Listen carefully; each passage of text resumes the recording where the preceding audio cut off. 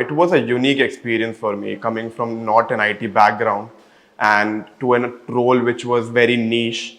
My approach was simple: connect with seniors that had already been in this particular company and understand their approach, break down the JD as much as possible into packets where I could understand them.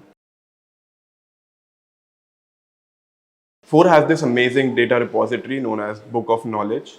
It is an amalgamation of all the processes and all the different things that have happened during the process in the past year. And it is accessible to every student. So it was my go-to when I wanted to prepare for this particular company, as this company had come before and I had all I needed for this particular preparation. Talking about the job role, because it was niche, I got the understanding of what transition is and what they did.